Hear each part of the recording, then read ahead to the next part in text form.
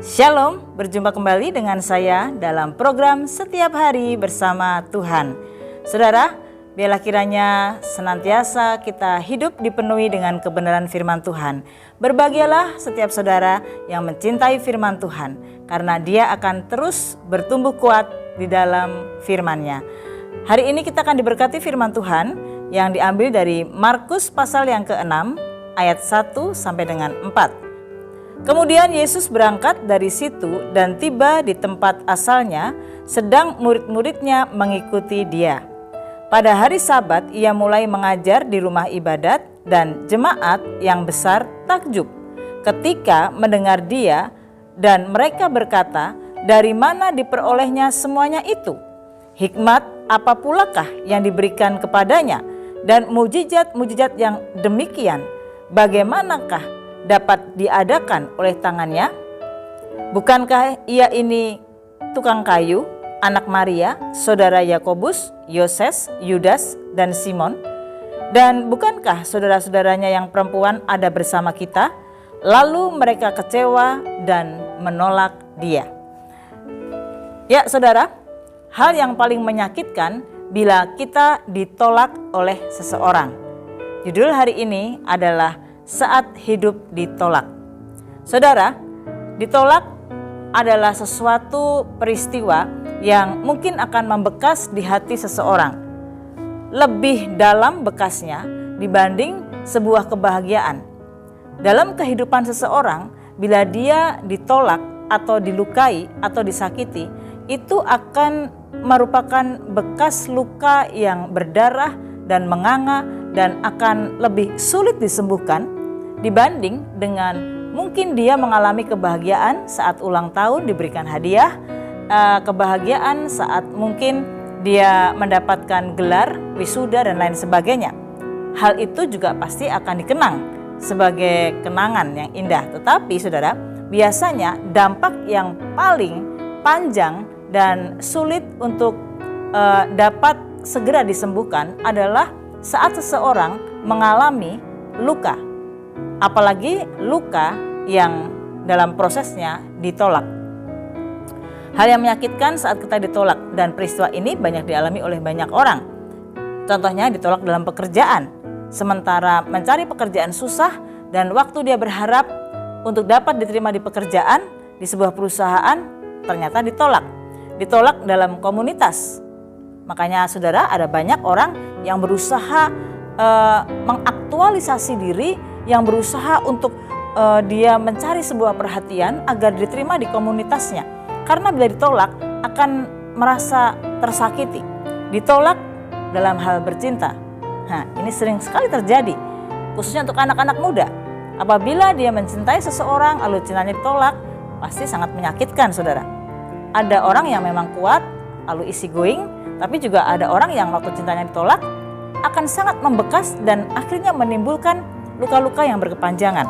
Nah saudara, juga kita melihat dampak yang sangat parah saat seseorang ditolak dalam kelahirannya. Saya melayani khusus juga untuk anak-anak yang ditolak saat dilahirkan. Saya melayani di sebuah yayasan yang juga melayani untuk gadis-gadis yang hamil di luar nikah. Rata-rata mereka berusaha untuk menggugurkan kandungannya. Dan saya mau sampaikan kepada setiap saudara, bayi yang akan digugurkan, mungkin sang ibu berpikir, dia masih berbentuk zigot, dia masih dalam kandungan dan mungkin dia belum tahu apa-apa.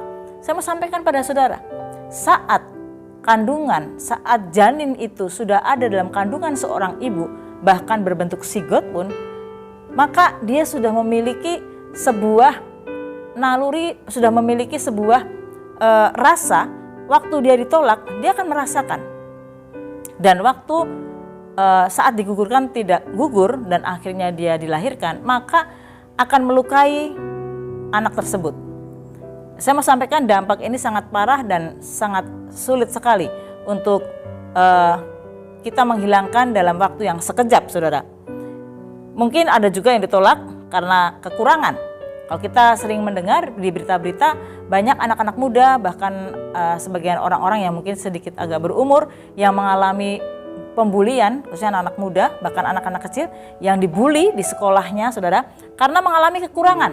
Mungkin dia cacat, mungkin dia dari orang miskin, mungkin karena dia bodoh, maka dia mengalami pembulian. Sehingga hal-hal ini menciptakan luka batin yang begitu dalam. Yang saya paparkan baru saja adalah dampak-dampak psikologis di mana saat seseorang mengalami penolakan. Dan ayat yang baru saja kita baca, saudara, adalah sebuah peristiwa di mana Tuhan Yesus ditolak di tempat dia dilahirkan.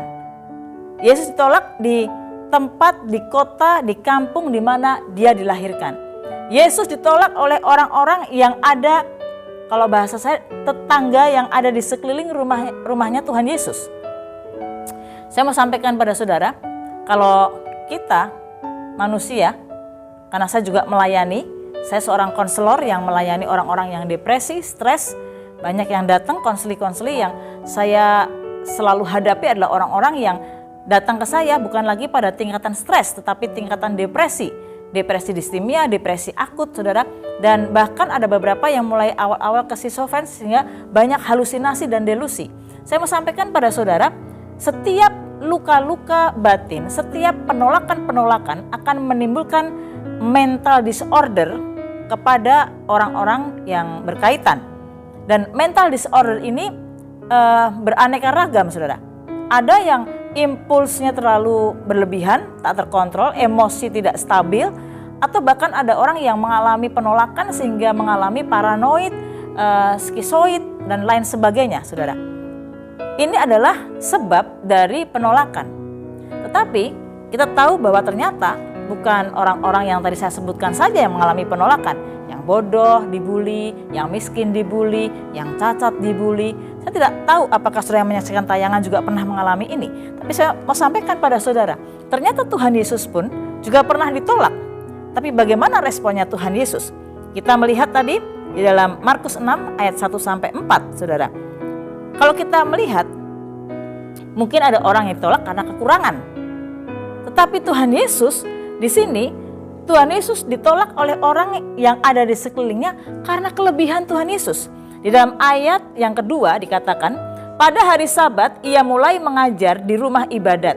Ini Tuhan Yesus mengajar di rumah ibadat. Dan jemaat yang besar takjub ketika mendengar dia, dan mereka berkata, dari mana diperolehnya semuanya itu? Hikmat apa pulakah yang diberikan kepadanya? Dan mujizat-mujizat yang demikian bagaimanakah dapat diadakan oleh tangannya? Jadi semua kepala-kepala rumah ibadat, mungkin para imam-imam yang ada di situ, orang-orang Farisi dan semua jemaat yang ada di tempat di mana Tuhan Yesus mengajar, semua takjub karena kelebihan Tuhan Yesus mengajar dengan luar biasa, jauh melebihi dari para ahli Taurat, imam-imam, orang-orang Farisi pada saat itu. Bahkan ada banyak mujizat yang dilakukan Tuhan Yesus. Hikmatnya yang sangat luar biasa. Jadi waktu melihat hal itu mereka takjub, tapi hanya sementara. Karena pada ayat yang ketiga dikatakan, bukankah ia ini tukang kayu, anak Maria, saudara Yakobus, Yoses, Yudas, dan Simon? Bukankah saudara-saudaranya yang perempuan ada bersama kita? Lalu perhatikan saudara, lalu mereka kecewa dan menolak dia, menolak Yesus. Jadi Yesus ditolak bukan karena kekurangan Tuhan Yesus. Yesus ditolak karena Tuhan Yesus punya kelebihan, punya kedahsyatan, hikmat yang luar biasa, saudara. Dan kira-kira apa responnya Tuhan Yesus? Kita akan melihat pada ayat yang keempat. Markus 6 ayat yang keempat. Maka Yesus berkata kepada mereka, seorang nabi dihormati di mana-mana, kecuali di tempat asalnya sendiri, di antara kaum keluarganya dan di rumahnya. Tuhan Yesus berkata demikian bukan berarti Tuhan Yesus itu artinya menjadi murung, menjadi kecewa, menjadi ngambek. Tidak, saudara. Tapi Tuhan Yesus memang menyatakan sebuah profetik nubuatan bahwa dia mengatakan memang nabi diterima di mana-mana. Tapi di rumahnya sendiri, di lingkungannya sendiri ditolak. Karena kenapa, saudara? Saya mau sampaikan. Karena biasanya orang-orang yang dekat, baik itu lingkungan, baik itu keluarga, baik itu orang yang ada di sekeliling, dalam hal ini tetangganya dari Maria, tahu betul latar belakang siapa Yesus. Makanya di ayat yang ketiga dikatakan, bukankah dia ini tukang kayu? Dan dia ini tetangga kita. Dia bukan siapa-siapa. Dia bukan orang kaya, bukan terpandang, bukan ahli Taurat. Jadi dia orang yang tidak berada, hanya tukang kayu. Saya mau sampaikan pada saudara, karena manusia menilai dan melihat apa yang dia bisa lihat. Manusia lebih mudah menjudge, menghakimi daripada dia belajar untuk diam dan melihat apa yang sebenarnya orang itu sedang buat. Makanya saya mau sampaikan pada saudara, kalau kita, saudara, 100 kali berbuat baik, berbuat benar gitu ya, berbuat baik, lalu 1 atau 2 kali kita berbuat salah, manusia akan ingat yang 1 dan 2 salahnya. Yang baiknya dengan seketika bisa hilang begitu saja. Itulah manusia. Kenapa Tuhan Yesus berkata, memang nabi dihormati di mana-mana, tetapi tidak di tempat asalnya. Karena maksud Tuhan Yesus mau berkata, karena memang biasanya manusia itu yang setiap hari melihat kebiasaan atau yang melihat siapa asal usulnya, yang melihat, yang tahu, tidak bisa menghargai. Manusia hanya melihat apa yang dia lihat. Manusia tidak memahami siapa sebenarnya Yesus itu. Bahwa dia bukan hanya sekedar anaknya Maria. Dia bukan hanya sekedar saudara dari Yudas, Simon, Yoses, Yakobus, tetapi Yesus adalah Tuhan dan Juru Selamat. Adalah dia seorang yang dinanti-nantikan, Mesias. Tidak diketahui memang saudara. Untuk itu, sebab dan akibat dari orang-orang yang di sekelilingnya yang akhirnya menolak Yesus, perhatikan di ayat yang kelima, Markus 6 ayat yang kelima, ia tidak dapat mengadakan satu mujizat pun di sana. Tuhan Yesus dahsyat, melakukan mujizat dengan luar biasa. Air menjadi anggur, yang sakit disembuhkan, yang lumpuh berjalan, yang buta melihat, bahkan yang mati dibangkitkan. Tuhan Yesus dahsyat dan luar biasa. Tetapi Tuhan Yesus tidak mengadakan satu mujizat pun di sana. Di mana? Di tempat asalnya, di Nazaret, saudara. Kecuali menyembuhkan beberapa orang sakit saja dengan meletakkan tangannya di atas mereka. Orang yang membatasi kuasa Tuhan, dia tidak akan pernah lihat mukjizat. Saudara, kalau kita hanya menilai kekurangan orang, saudara tidak akan pernah bisa tahu bahwa orang itu setidaknya ada kelebihan. Mari belajar, memang orang itu punya kekurangan. Saudara, toh kita pun punya kekurangan. Saya punya kekurangan. Kita semua punya kekurangan. Mari belajar kekurangan kita diminimalkan dan mari kita belajar untuk lebih baik lagi. Kalau ada orang yang memang dulu latar belakangnya gak karu-karuan, ya jangan menilai seperti itu. Kalau orang sudah mau belajar untuk dipulihkan, ya mari kita tuntun. Mari kita melihat bahwa setidaknya ada sesuatu yang positif lah, ada yang baik dalam dirinya. Saudara, karena orang-orang di Nazaret menolak Yesus hanya karena alasan dia hanya tukang kayu. Dia bukan siapa-siapa. Sehingga Yesus tidak melakukan mujizat satupun di Nazaret. Tetapi Yesus melakukan mujizat yang dahsyat di luar Nazaret. Apa yang harus kita lakukan? Respon apa yang kita lakukan? Kalau saat ini saudara sedang menyaksikan tayangan Setiap Hari Bersama dengan Tuhan, episode yang ke-21 ini, saya mau sampaikan pada saudara, mungkin engkau sedang ditolak, mungkin engkau sedang mengalami masa lalu yang begitu kelam, engkau mengalami trauma yang begitu dalam, mungkin engkau bukan hanya stres tapi engkau depresi.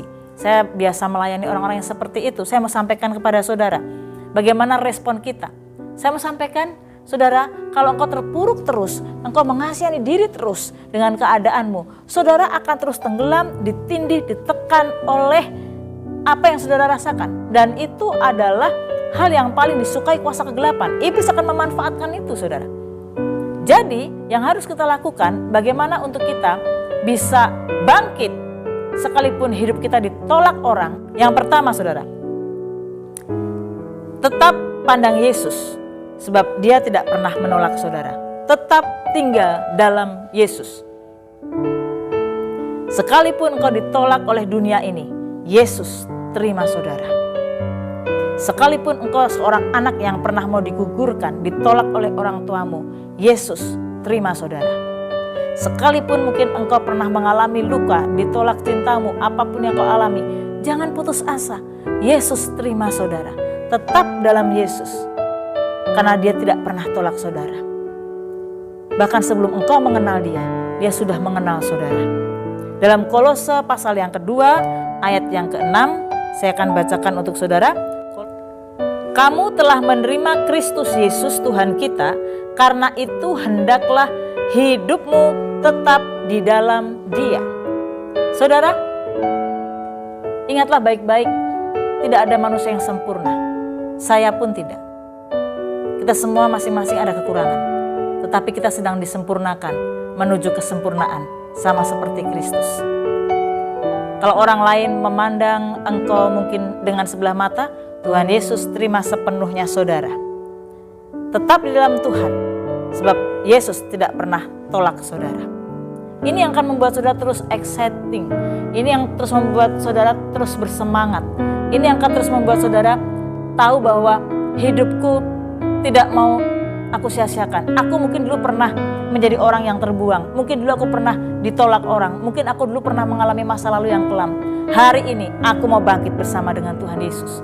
Sebab kalau aku mengasihani diri dan terus mengingat di masa lalu, aku tidak akan pernah bisa melihat masa depan yang jauh lebih baik.